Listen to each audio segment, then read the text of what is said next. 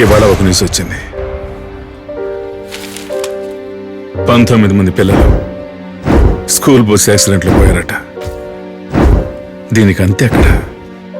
ఎంతమంది ఆదికేశవులు, ఎంతమంది శాంతులు, ఎంతమంది తల్లిదండ్రులు, ఎంతమంది తాతలు మతి చెల్లించి అల్లాడుతున్నారు. దీన్ని నిలదీసేవాళ్ళు ఎవరు శంకర్? ఎవరో ఒకరు ఉండాలి కదా.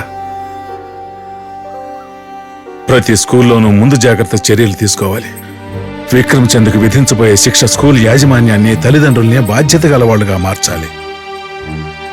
అతనికి ఉరిశిక్ష వేసినా కూడా నా పాప తిరిగి రాదని నాకు తెలుసు, బాగా తెలుసు. కానీ వాడికి పడబోయే శిక్ష అందరికీ కనువిప్పు కలిగించాలి. అందుకే ఈ పోరాటం. లేదంటే ఇవన్నీ వదిలేసి ఎవరికి కనిపించకుండా ఎక్కడికైనా దూరంగా వెళ్లి నేను తను చనిపోయి ఉండేవాడు. ఆ డిసోజా నన్ను తన మీడియంలో బంధించి నన్ను శుద్రశక్తిగా మార్చాలని ట్రై చేస్తున్నాడు. ఆయన అంత క్రూరుడా? నేనెందుకు వచ్చానో చెప్పాల్సిన టైం వచ్చేసింది బ్రో. డాడీని మమ్మీని చూసావు కదా, ఎలా ఉండేవాళ్ళో తెలుసా? నేనున్నప్పుడు ఎంతో సంతోషంగా ఉండేది మా ఇల్లు. ఇప్పుడు సోకంతో మునిగిపోయింది. ఈ సొసైటీ నా విషయాన్ని వన్ డే న్యూస్ గానే చూసింది. బట్ మా పెయిన్. అన్నట్టు అను, నువ్వెందుకు మీ అమ్మ నాన్నలు కనిపించకూడదు? వాళ్ళకు కొంచెం ఓదార్పుగా ఉంటుంది కదా. ఇంకోసారి నేను విడిపోతే మా అమ్మ నాన్న తట్టుకోలేరు బ్రో. జూలై 2 నేను చనిపోయిన రోజు. ఆ రోజుతో నేను వెళ్ళిపోతాను.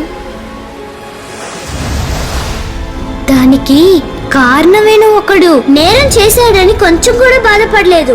మా నాన్నని యాక్సిడెంట్ చేసి చంపాలని చూశాడు ఆ విక్రమ్ చాంద్. అప్పుడే నేను ఆత్మగా బయటకు వచ్చాను. వాడు తప్పించుకున్నాడు. వాడికి శిక్ష పడద్దా బ్రో? కరెస్పాండెంట్ విక్రమ్ చందో ఆ డిసోజా నెక్స్ట్ మూవ్ తీసుకునేలోగా నేనేదో ఒకటి చెయ్యాలి. మా నాన్న బతికునేంత వరకు ఈ కేసుని వదిలిపెట్టడు.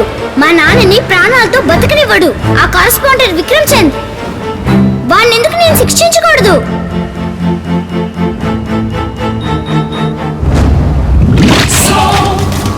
నాకు ఒక మనిషి శక్తి హెల్ప్ కావాలి.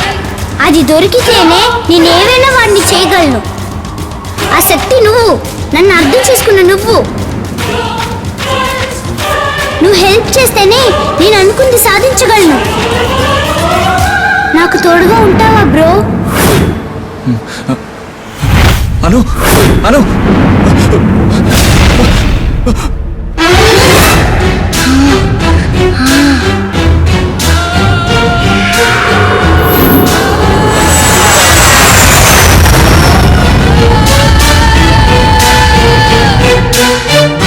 Sir welcome.